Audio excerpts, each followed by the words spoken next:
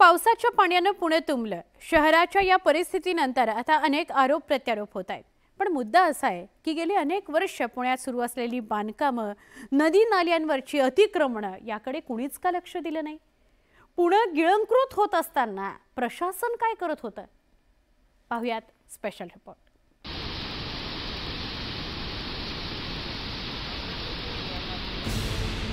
पुणे बुडालं की बुडवलं, पुण्याच्या परिस्थितीला जबाबदार कोण? पुण्यातल्या पुराची कारणं काय? पुणे शहर महाराष्ट्राची सांस्कृतिक राजधानी, पण आजच्या पावसात पुण्याची परिस्थिती ही अशी झाली होती। पुण्यातला भिडे पूल, सिंहगड रोड, डेक्कन परिसर, निंबूज नगर, एकता नगर यासह शहरातले अनेक भाग पाण्याखाली गेले। ही परिस्थिती पाहून हाच प्रश्न पडतोय की पुण्याची ही अवस्था कशी झाली आणि ती कुणी केली? पुणे शहराचा भौगोलिक आकार जर आपण पाहिला तो असा बशीसारखा आहे। म्हणजे चहूबाजूनी म्हणजे आठही बाजूनी टेकड्या आहेत आणि मध्ये असं खोलगट शहरात हे टुमदार पुणे शहर वसलेलं आहे आणि मधून अशी मोठा नदी वाहते। म्हणजे सहसा पुराची परिस्थिती निर्माण होत नव्हती यापूर्वी, पण झालं काय की सगळे टेकड्या फोड झाली, अतिक्रमणं झाली, नदी नाले बुजवले गेले बिल्डर मंडळींकडनं आणि त्याला साथ ऑब्व्हियसली प्रशासन मधल्या हे भ्रष्ट अधिकाऱ्यांची। मग जिथं नाल्यांची दिशा वळवली गेली, काही नाले गायब केले गेले, काही अगदी 90 मध्ये, काही 180, काही 45 अँगलमध्ये वळवले गेले। पुणे शहरात एकूण 240 नाले होते, त्यापैकी 50 नाल्यांचं स्वरूपच बदलण्यात आलं। अनेक नाल्यांवर बिल्डरांनी अतिक्रमण केलं तर काही नाले बुजवून टाकण्यात आले। पुण्यातील डोंगरावरचे अनेक नैसर्गिक जलस्रोत भूमाफिया आणि बिल्डरांनी बुजवले। दरवर्षी नाले सफाईसाठी पालिका अंदाजे 10 कोटींच्या निविदा काढते, पण कधीच 100% नाले सफाई होत नाही।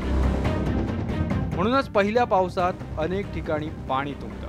पुण्यात 2500 किलोमीटरचे रस्ते, पण पावसाळी गटारं मात्र अवघ्या 500 ते 700 किलोमीटरची बांधली गेली आहे। त्यात पाण्यासाठीच्या गटारात चक्क फायबर केबल टाकल्यात, त्यामुळे पाणी तुंबण्याच्या घटना पावसाळ्यात अनेक वेळा घडतात।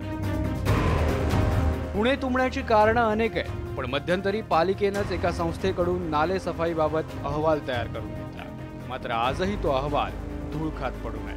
पुणे शहरामध्ये गेल्या 2-3 दिवसापासून ज्या पद्धतीचा पाऊस होतोय आणि प्रशासन सांगते की ढगफुटी झाल्यामुळं अचानक एवढ्या मोठ्या प्रमाणात पाऊस आला, पण ही पावसाची पद्धत आपण काय ह्याच वर्षी बघतो असं नाही। गेल्या 3 वर्षापासून ह्या पद्धतीचा पाऊस पुणे शहरामध्ये येतो आणि आम्ही 3 वर्षापासून पुणे महानगरपालिकेच्या प्रशासनाला वारंवार ही तक्रार करतोय की तुम्ही जे नाले वळवलेले आहेत, नाले विझवलेले आहेत या पुणे शहराच्या बिल्डर लॉबीसाठी, त्याची श्वेतपत्रिका काढणार होते। गेल्या 3 वर्षापासून अजूनपर्यंत तुम्ही ते केलं नाही।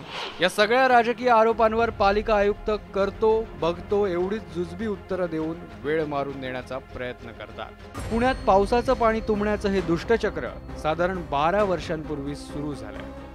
कमी वेळात पडणारा अधिक पाऊस, शेजारच्या खडकवासला धरणातून पाण्याचा होणारा विसर्ग अशी अनेक कारणं प्रशासनाकडून पुढे केली जातात आणि आजही तेच पाहायला मिळालं।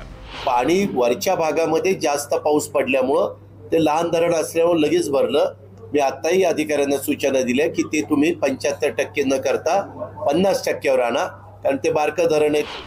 त्यामुळे पुण्यातल्या पूरस्थितीची कारणं समोर असताना आजपर्यंत काही प्लॅन ऑफ ऍक्शन तयार करून तो अंमलात का आणला गेला नाही? पावसाळ्यामुळे होणाऱ्या परिस्थितीचा अंदाज कुणालाच नव्हता का? बिल्डर आणि भूमाफियांना पाठीशी घालून प्रत्येक पावसाळ्यात पुणेकरांचा जीव असाच धोक्यात घातला जाणार का?